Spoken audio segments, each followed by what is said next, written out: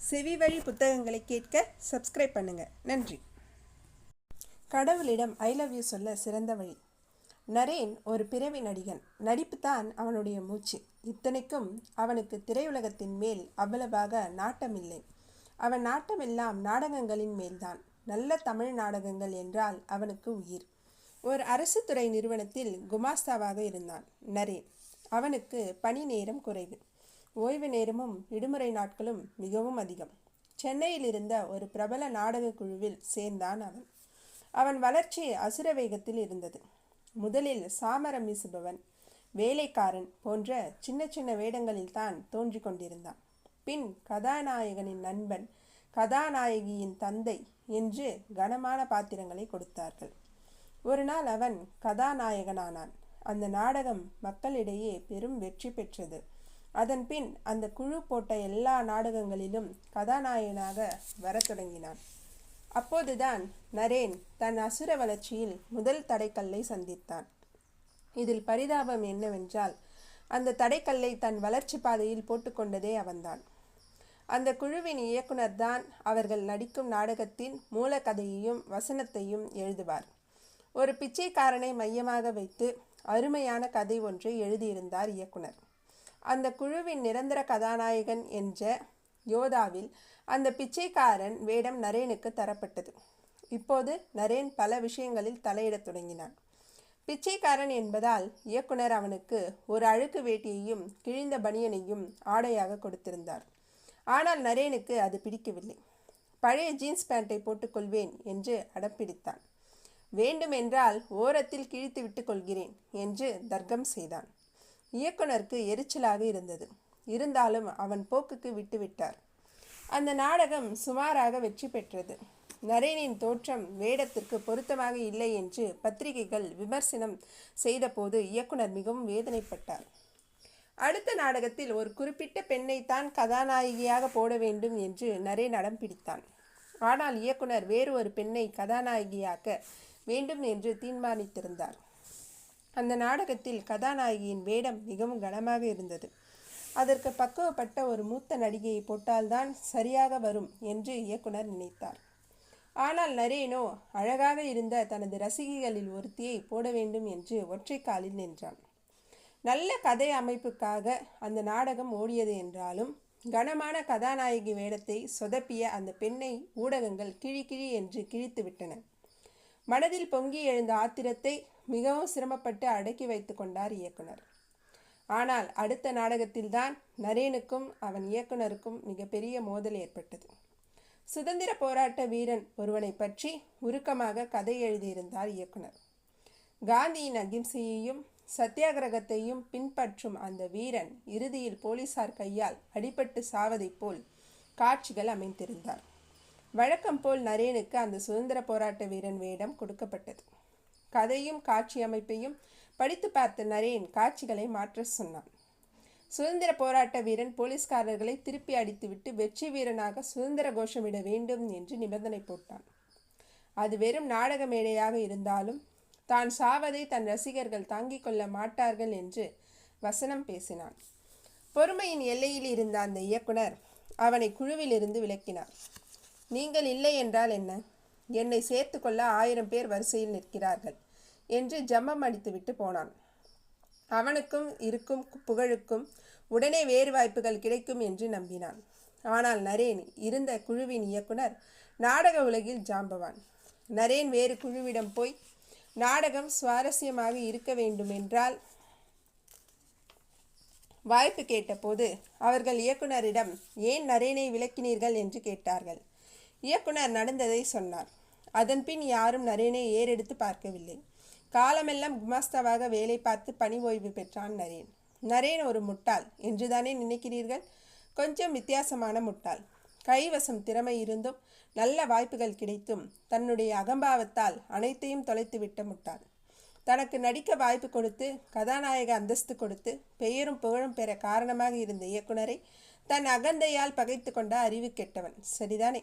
உங்களில் இன்னும் சிலர் ஒருபடி மேலே போய் பிரச்சனையை இன்னும் நுணுக்கமாக ஆராய்வீர்கள். நரேன் ஒரு சுயநல பிடித்தவன். அவனுக்கும் தன் பெயர், தன் வேடம், தன் புகழ் இதுதான் குறியாக இருந்தது. ஒட்டுமொத்தமாக நாடக வெற்றி பெறுவதில் அவனுக்கு நாட்டமில்லை. தான் தனி மனிதனாக ஜொலிப்பதுதான் அவனது குறிக்கோளாக இருந்தது. இயக்குனருக்கு மட்டும்தான் நாடகத்தின் முழு கதையும் தெரியும். ஒவ்வொரு நடிகனும் நடிகையும் எந்த பாத்திரத்தில் எந்த மாதிரி உடை அணிந்து எப்படி நடித்தால் நன்றாக இருக்கும் என்று நாடகத்தை இயக்குபவனுக்குத்தான் முழுமையாக தெரியும். கை கொடுங்கள். சபாஷ், சரியாக சொன்னீர்கள். பொருள் பொதிந்த வார்த்தைகள், நுணுக்கமான பார்வை. பிரச்சனை என்னவென்று துல்லியமாக கணித்து விட்டீர்கள். இப்போது சொல்லுங்கள், இந்த வார்த்தைகள் நரேனை விட நமக்குத்தானே அதிகமாக பொருந்தும். அது எப்படி என்று வெள்ளந்தியாய் கேட்காதீர்கள். இந்த உலகம் என்னும் நாடகத்திற்கு மூளைக்கதை எழுதி அதை இயக்கி கொண்டிருப்பவன் இறைவன்தானே. அவன் உருவாக்கிய நாடகம்தானே எல்லா பிரபஞ்சங்களிலும் ஒரே நேரத்தில் அரங்கேற்றி கொண்டிருக்கிறது. அவன் என்ன சாதாரண நாடக இயக்குனரா என்ன? சர்வ வல்லமை படைத்தவன், எங்கும் எப்பொழுதும் நிறைந்திருப்பவன், அதுபோக எல்லாம் அறிந்தவன். அவன் நடத்தும் நாடகத்தில் எந்த பாத்திரம் நமக்கு பொருந்தும் என்று அவனுக்கு தெரியாதா என்ன? பாத்திரம் இருக்கட்டும், அதற்கு பொருத்தமான ஆடை அணிகலன் அலங்காரம் அவனுக்கு தெரியாதா? நம்மோடு யாரை நடிக்க வைக்க வேண்டும் என்று அவனுக்கு தெரியாதா என்ன? நாம் பணக்கார வீட்டில் தவழ வேண்டுமா, இல்லை ஓர் ஏழையின் குடிசையில் நடைபயில வேண்டுமா? காரில் பவனி வர வேண்டுமா, இல்லை கட்டை வண்டி இழுத்து பிழைக்க வேண்டுமா? நமக்கு அப்பா அம்மாவாக நடிக்க ஏற்ற நடிகர்கள் யார்? யார் நமக்கு உடன்பிறப்புகளாக நடிக்க வேண்டும்? யார் நமது வாழ்க்கை துணையாக நடிக்க வேண்டும்? நமக்கு பிறக்கப் போகும் குழந்தைகளாக நடிக்க சிறந்தவர்கள் யார்?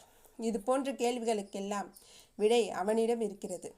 எத்தனை கோடி யுகங்களாக இந்த நாடகத்தை நடத்தி கொண்டிருக்கிறான். அவனுக்கில்லாத அறிவா, அவனுக்கில்லாத அனுபவமா? நமக்கு கொடுக்கப்பட்ட பாத்திரத்தை நன்றியுடன் ஏற்று நடிக்க வேண்டாமா? அவன் நிர்ணயித்த சக நடிகர்களோடு சேர்ந்து நடிக்க வேண்டாமா? அவன் நமக்கு என்று ஒதுக்கிய நடிப்பிற்கான ஆடை அணிகலன் சாமக்கிரியைகளை, செல்வம், வீடு, வசதி போன்றவை நன்றியுடன் ஏற்றுக்கொள்ள வேண்டாமா? இந்த மாட்டிற்காவது அவனது இயக்கத்தில் நடிக்க நமக்கு வாய்ப்பு கிடைத்ததே என்று ஆனந்தம் கூத்தாட வேண்டாமா? நாடகம் சுவாரஸ்யமாக இருக்க வேண்டுமென்றால் அதில் ஒருவர்தான் ராஜபாட் போட்டு நடிக்க முடியும். அதிகபட்சம் 2-3 மன்னர்கள் ஒரே நாடகத்தில் இருக்கலாம். நடிகர்கள் எல்லாருமே மன்னர் வேடத்தில் தோன்றினால் அந்த நாடகத்தை பார்க்க யாருமே வரமாட்டார்கள். நாடகம் சிறப்பாக அமைய வேண்டும் என்றால் நம் இயக்குனர் நமக்காக வடிவமைத்த ஆடைகளைத்தான் அணிய வேண்டும். அது ராஜாவின் அங்கியாக இருந்தாலும் சரி, பிச்சைக்காரனின் கோவணமாக இருந்தாலும் சரி. பிச்சைக்காரனாக நடிப்பேன், ஆனால் ஜீன்ஸ் பேண்ட்டு, ரேபான் கண்ணாடியும் போட்டுக்கொண்டு தான் நடிப்பேன் என்று நரேன் மாதிரி முட்டாள்தனமாக நிபந்தனைகள் போடக்கூடாது. எல்லாவற்றுக்கும் மேலாக நாடகத்தில் நமக்கு இருப்பது மிக சிறிய பங்கு என்பதை உணர வேண்டும். நாம் மட்டும் நடிகர்கள் இல்லையே.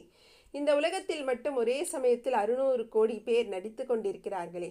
இதுபோல் இன்னும் எண்ணற்ற உலகுகள் இருக்கின்றனவே. அதில் எத்தனை நடிகைகள் இருக்கிறார்கள் என்று நாம் கற்பனை செய்து கூட பார்க்க முடியாது. அவன் நமக்கு கொடுப்பதை மறு பேச்சில்லாமல் ஏற்றுக்கொள்வதுதான் நாம் அந்த மகா இயக்குனருக்கு காட்டும் மரியாதை. இன்ப நாடகமோ துன்ப நாடகமோ அதை பற்றி கவலைப்படாமல் நமது பாத்திரத்தை செம்மையாக செய்துவிட்டு மேடையை விட்டு உரிய காலத்தில் இறங்கி விடுவதுதான் அந்த இயக்குனரை சந்தோஷப்படுத்தும் ஒரே வழி. அது மட்டும் இல்லை, நமக்கும் நரேனுக்கும் ஒரு பெரிய வித்தியாசம் இருக்கிறது. நரேனுக்கு வாய்ப்புகள் தேட வேறு நாடக குழுக்களாவது இருந்தன. அவனுக்கு வாய்ப்பு கிடைக்கவில்லை என்பது வேறு விஷயம். அப்படியே நடிக்கும் வாய்ப்பே கிடைக்காவிட்டாலும் அவனுக்கு வாழ ஒரு வழி இருந்தது, அரசாங்க வேலை. ஆனால் நமக்கு அவனை விட்டால் வேறு கதி இல்லை. அவன் இயக்கி நிகழ்த்தும் நாடகத்தை தவிர வேறு நாடகம் எங்குமே நடக்கவில்லை. அவன் நாடகத்தில் நடிப்பது ஒன்றுதான் நாம் உயர்வதற்கான ஒரே வழி. நரேனுக்கும் இருப்பது போல் நாடகம் இல்லாவிட்டால் அரசாங்க வேலை இருக்கிறது என்ற வசதி நமக்கு கிடையாது. அதனால்தான் பெயர் சொல்லும் ஒவ்வொரு மதமும் கடவுளுக்கு மறுபேச்சில்லாமல் கீழ்ப்படியும் குணத்தை ஸ்லாகித்து பேசுகின்றன. அவன் எதை கொடுத்தாலும் ஏற்றுக்கொள்ளும் உத்தமமான பக்தியை எல்லா சமயங்களும் போற்றுகின்றன. வைணவத்தில் இறைவனை சேஷி என்கிறார்கள். சேஷி என்றால் எஜமானன், நம்மை எல்லாம் உடையவன். நாடக இயக்குனர் நாம் எல்லாம் அவனுக்கு சேஷபூதர்கள். நமது கடமை அவன் இட்ட கட்டளையை நிறைவேற்றுவது, எப்போதும் அவனுக்கு சேவை செய்து கொண்டே இருப்பது. இதனை வைணவர்கள் கைங்கரியம் என்று அழைக்கிறார்கள். அவன் ஆணை ஏதுவாக இருந்தாலும் சரி, ஒரு பெருங்கூட்டத்துக்கே தலைவனாக இருக்க சொன்னாலும் சரி, இல்லை கூட்டத்தோடு கூட்டமாக முகம் தெரியாமல் இருந்தாலும் சரி, இன்பம் என்றாலும் சரி, துன்பம் என்றாலும் சரி, அதனை அப்படியே கீழ்ப்படிவதே சிறந்த வழிபாடாகும். விவிலியத்தில் இயேசுநாதர் இறைவனிடம் பிரார்த்தனை செய்வது எப்படி என்று நமக்கு கற்றுத்தருகிறார். அந்த பிரார்த்தனையில் ஒரு அற்புதமான வாக்கியம் வருகிறது. மேலுலகத்தில் நடப்பது போல் இந்த பூமியிலும் எப்போதும் எல்லாம் உன் விருப்பப்படியே நடக்கட்டும். இது ஓர் அறிக்கை இல்லை, இது நமது வேண்டுகோளும் இல்லை. எல்லாம் என் விருப்பப்படித்தான் நடக்க வேண்டும் என்று நாம் கரடியாக கத்தினாலும் இறுதியில் எல்லாம் அவன் விருப்பப்படித்தான் நடக்கும். பின் ஏன் அவ்வாறு சொல்கிறோம்? அப்படி சொல்லும்போது என்றும் நிலைத்திருக்கும் உண்மையை மனம் கொள்ளாத அன்புடன் ஏற்றுக்கொள்கிறோம். அந்த நாடக இயக்குனர் கூட்டத்தோடு கோவிந்தாவாக ஒரு மிகச்சிறிய பாத்திரத்தை தந்தாலும் அதை நிறைவுடனும் மகிழ்ச்சியுடனும் ஏற்றுக்கொள்வோம் என்று சொல்கிறோம். அப்படி நாம் சொல்வதால் இறைவனின் மேன்மை எந்த விதத்திலும் கூடாது. ஆனால் நம் மனதில் உள்ள அன்பும் மகிழ்ச்சியும் பன்மடங்காக பெருகும். அதுவிட ஒரு சிறந்த வழிபாடு வேறு எதுவும் இல்லை. 24 மணி நேரமும் நம்மை இடைவிடாமல் காதலித்து கொண்டிருப்பவனிடம் நானும் உன்னை காதலிக்கிறேன் என்பதை சொல்லும் மகா வாக்கியம் அது. கடவுளிடம் ஐ லவ் யூ சொல்ல வேண்டுமா? எங்கும் எப்போதும் எல்லாமும் உன் விருப்பப்படியே நடக்கட்டும். என் விருப்பம் உன் விருப்பத்திற்கு மாறாக இருந்தால் என் விருப்பத்தை அழித்துவிடு, உன் விருப்பம் மட்டுமே மிஞ்சியிருக்கட்டும் என்று சொல்லுங்கள் போதும். அந்த தெய்வம் அடுத்த நிமிடமே உங்களை அணைத்து கொண்டு ஐ லவ் யூ சொல்லிவிடும்.